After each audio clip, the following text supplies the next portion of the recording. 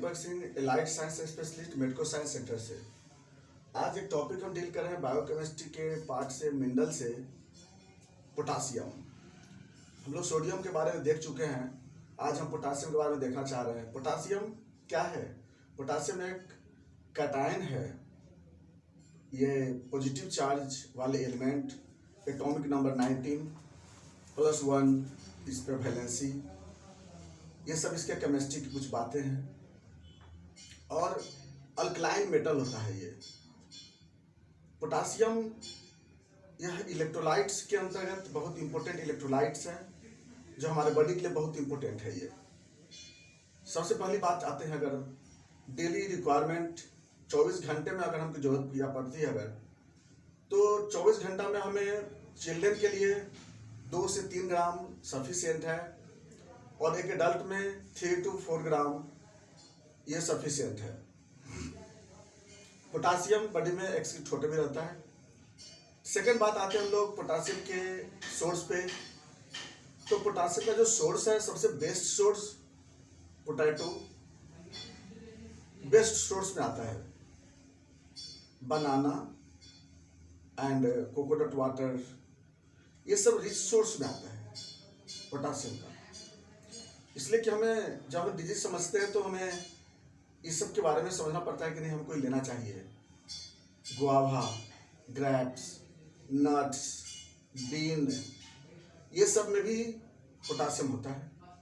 ऐसे पोटासियम ऐसा नहीं कि किसी भी वेजिटेबल्स और फ्रूट्स में नहीं होगा, ऐसी बात हम नहीं बोल रहे हैं, सभी में होगा। लेकिन क्या है ना, एक रिच सोर्स की बात होती है जिसे पोटासियम मिलना ही मिलना है, और इसमें ज़्यादा होती है पोटासियम। तो उसी में आपको आता है ना, ये जैसे बताया ना आपको, ये सब इसमें पोटासियम बहुत ज़्यादा होता है। अब उसकी बात आती है इसमें बॉडी में पहले डाइजेशन ऑब्जॉर्प्शन। तो इसके लिए ना कोई डाइजेशन की जरूरत होती है ना ऑब्जॉर्प्शन की जरूरत पड़ती है। ये इलेक्ट्रोलाइट्स है, ये अपने आप ये क्या होता है, तो दूसरों को ऑब्जॉर्प्शन में हेल्प करता है, इसको कौन ऑब्जॉर्व करेगा, इसलिए ये ऑब्जॉर्व हो जाता है। अब लोग बात आते हैं बॉडी के इंटरनल फंक्शन पे। जैसा कि हमको मालूम है इस बात को, सोडियम वाले फंक्शन में पढ़ाए थे।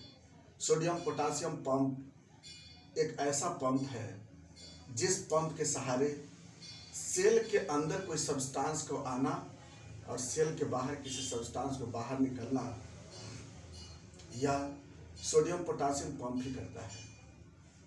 तो सबसे पहले बात की है सोडियम पोटासियम का वर्क कहाँ पे होती है। तो पोटासियम के बारे में बताया था आपको, इंट्रासेलुलर कैटायन है ये, ठीक है। यानी इंट्रासेलुलर कैटायन यानी कि सेल के बाहर नहीं रहता पोटासियम, सेल के अंदर ही पोटासियम रहता है, और सेल के अंदर इसका वर्किंग होता है। तो यानी कि अगर सपोज दैट, पहली बात बता रहे हैं कि गौर से, कि अगर पोटासियम कोई भी सब्सटेंस को सेल से अगर बाहर निकलना होगा, सेल से अगर बाहर जाना होगा किसी सब्सटेंस को, तो पोटासियम क्या करेगा, उसके साथ बाइंड करके और उसको क्या करेगा, बाहर ले जाएगी।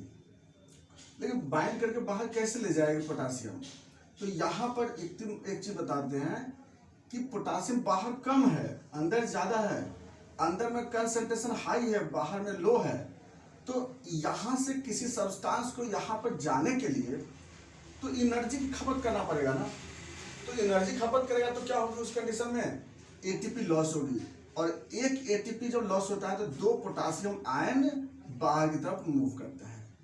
जैसे एक एटीपी खर्च होने पर, याद रखना है, 3 सोडियम अंदर आवेगा और 2 पोटासियम बाहर जाएगी और 1 हाइड्रोजन बाहर जाता है।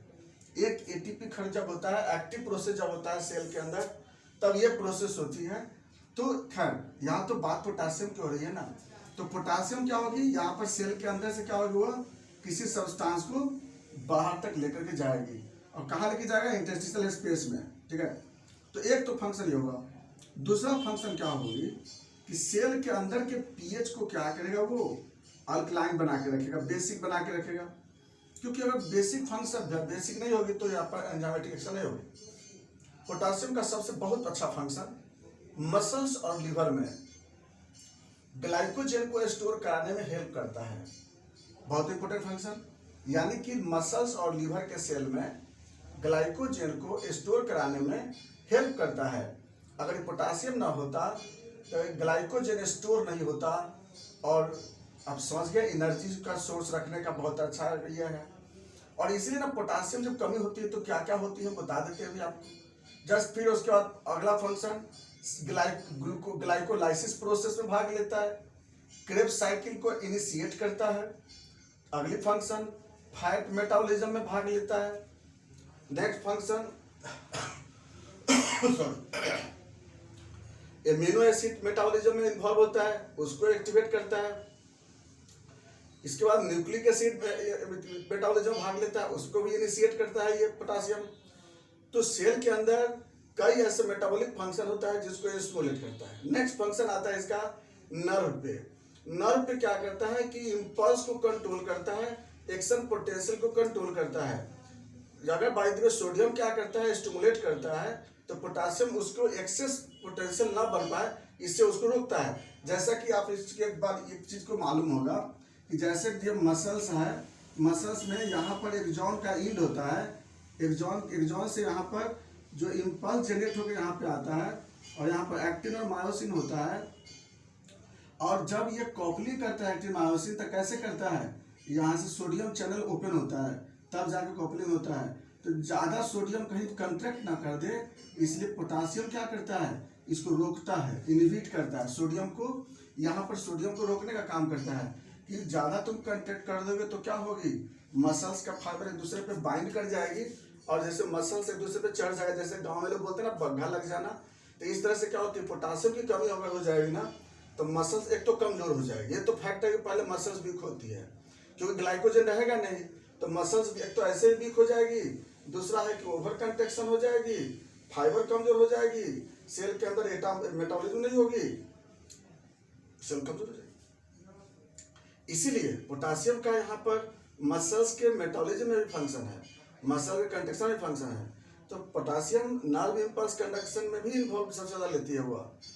अब क्या होता है, यहाँ तक तो लोग समझ में आ गया। अब बात आती है पोटासियम को रेगुलेट कौन करता है, तो पोटासियम को रेगुलेट करता है अल्डोस्टेरोन हार्मोन। क्या करता है वो कि पोटासियम को बॉडी से क्या करता है, वो एक्सक्रीट करा के रखता है, क्योंकि ब्लड में पोटासियम का जो लेवल होता है 3.5 से लेकर 5.5 मिली इक्विवेलेंट पर लीटर, इसी रेंज में होता है पोटासियम। इससे ज़्यादा या कम होना बॉडी के लिए हानिकारक होता है। बहुत नैरो रेंज दिया गया है। सोडियम का रेंज 135 से 149 मिली इक्विवेलेंट है, जो कि पोटासियम का 3.5 से 5.5 है।